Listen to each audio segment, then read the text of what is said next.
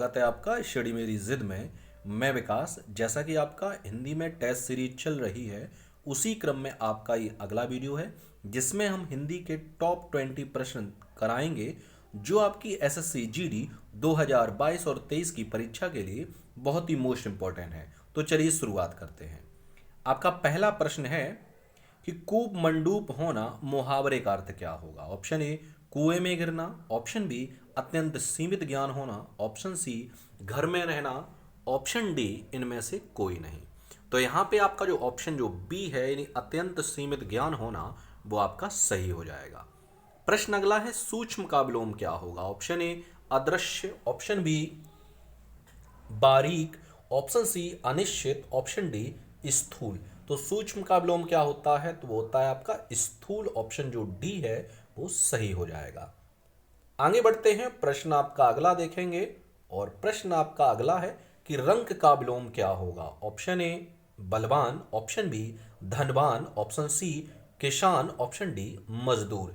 तो रंक का विलोम होता है धनवान, यानी ऑप्शन जो बी है वो आपका सही हो जाएगा।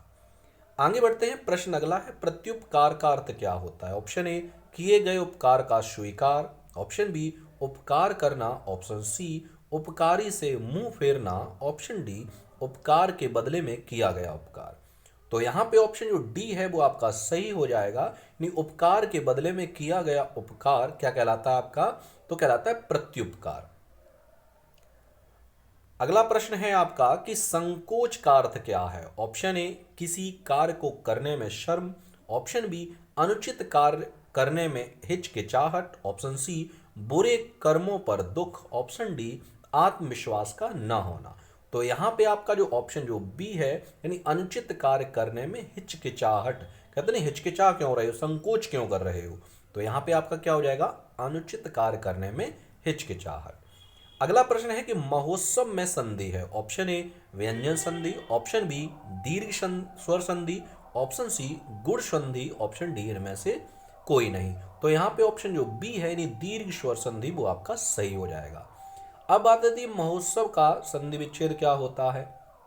तो महोत्सव का होता है महाधन उत्सव। क्या होता है, महाधन उत्सव। तो वहां पे क्या होता है महोत्सव, यानी संधि कौन सी हो जाएगी आपकी दीर्घ स्वर संधि हो जाएगी। ठीक है, आगे बढ़ेंगे और प्रश्न आपका अगला कराएंगे। प्रश्न अगला है आपका गिरीन्द्र में संधि है। ऑप्शन ए दीर्घ स्वर संधि, ऑप्शन बी गुण स्वर संधि, ऑप्शन सी विसर्ग संधि, ऑप्शन डी व्यंजन संधि। तो दीर्घ संधि में जो संधि है वो दीर्घ स्वर संधि, सॉरी हाँ आपकी जो संधि है गिरीन्द्र में वो आपकी है दीर्घ स्वर संधि, यानी ऑप्शन जो ए है गिरिधन इंद्र, ऑप्शन जो ए है वो आपका सही हो जाएगा। प्रश्न अगला है कि रिक्त स्थानों की पूर्ति करें। मनुष्यों की स्वाभाविक खाली जगह विपत्ति में होती है। ऑप्शन ए झलक, ऑप्शन बी परख, ऑप्शन सी आकांक्षा, ऑप्शन डी उपादेयता। तो यहाँ पे ऑप्शन जो बी है यानी परख वो आपका सही हो जाएगा, यानी मनुष्य की स्वाभाविक विपत्ति में परख होती है। अगला आपका प्रश्न है कि रिक्त स्थान की फिर से पूर्ति करनी है कि विवेक खाली जगह से जागृत होता है। ऑप्शन ए प्रेम, ऑप्शन बी शिक्षा, ऑप्शन सी इच्छा या ऑप्शन डी गुरु। तो विवेक से शिक्षा जागृत होता है, ऑप्शन जो बी है आपका सही हो जाएगा। आगे बढ़ेंगे, प्रश्न अगला है कि निम्नलिखित में से कौन सा वाक्य शुद्ध है। ऑप्शन ए आपका काम आप खुद करो, ऑप्शन बी बेरोजगारी सबसे बड़ी समस्या है, ऑप्शन सी वह सब ठीक नहीं है, ऑप्शन डी मैं उन्हीं की पार्टी में गया था। तो यहां पे ऑप्शन जो बी है यानी बेरोजगारी सबसे बड़ी समस्या है वो आपका कैसा है, जो वाक्य शुद्ध वाक्य है। ठीक है, आगे बढ़ते हैं, प्रश्न आपका अगला है कि निम्नलिखित में से कौन सा वाक्य अशुद्ध है, यानी गलत वाक्य बताना है कौन सा है। ऑप्शन ए हाथ को जेब में रखो, ऑप्शन बी कभी कहीं नहीं जाना है, ऑप्शन सी तुमसे कोई काम नहीं, ऑप्शन डी मैंने कहीं नहीं जाना है। तो मैंने कहीं नहीं जाना है यानी क्या हो जाएगा मुझे कहीं नहीं जाना है, ऑप्शन जो डी है वो आपका अशुद्ध है। ठीक है, चलिए आगे बढ़ते हैं, प्रश्न आपका अगला देखेंगे। प्रश्न अगला है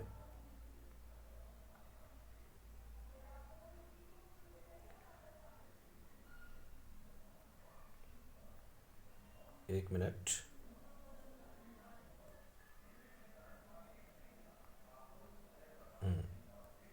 प्रश्न आपका अगला है कि राम बाजार से केले लाया, वाक्य कौन सा है? ऑप्शन ए सरल वाक्य, ऑप्शन बी मिश्रित वाक्य, ऑप्शन सी संयुक्त वाक्य, ऑप्शन डी इनमें से कोई नहीं। तो राम बाजार से केले लाया, तो यहां पे ये सरल वाक्य है, यानी ऑप्शन जो ए है वो आपका सही हो जाएगा। प्रश्न अगला है, उसने कहा कि मैं परिश्रमी हूं का सरल वाक्य क्या होगा? ऑप्शन ए उसने स्वयं को परिश्रमी कहा, ऑप्शन बी वह खुद को परिश्रमी कह रहा था, ऑप्शन सी वह परिश्रमी है ऐसा वह कह रहा था, या ऑप्शन डी इनमें से कोई नहीं। तो यहां पे ऑप्शन जो ए है उसने स्वयं को परिश्रमी कहा वो आपका सही हो जाएगा। चलिए आगे बढ़ते हैं, प्रश्न आपका अगला देखेंगे।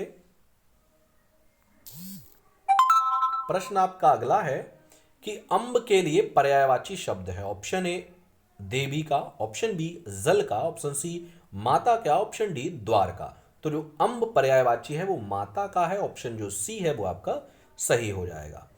प्रश्न अगला है कि आगार के लिए पर्यायवाची शब्द है। ऑप्शन ए अंगार, ऑप्शन बी भंडार, ऑप्शन सी किनारा, ऑप्शन डी आगामी। तो जो आगार पर्यायवाची है वो आगामी का है, यानी ऑप्शन जो डी है वो आपका सही हो जाएगा। प्रश्न अगला है छोटा भाई के लिए एक शब्द क्या होगा? ऑप्शन ए सहोदर, ऑप्शन बी अनुज, ऑप्शन सी मातुल, ऑप्शन डी अग्रज। तो यहां पे ऑप्शन जो बी है यानी अनुज वो आपका सही हो जाएगा, और सहोदर कहते हैं सगे भाई को। ठीक है, आगे बढ़ते हैं। प्रश्न अगला है कि शरीर धारण करने वालों द्वारा प्रदत्त यातनाएं के लिए एक शब्द दीजिए। ऑप्शन ए भौतिक, ऑप्शन बी आदि भौतिक, ऑप्शन सी आदि दैहिक, ऑप्शन डी दैहिक।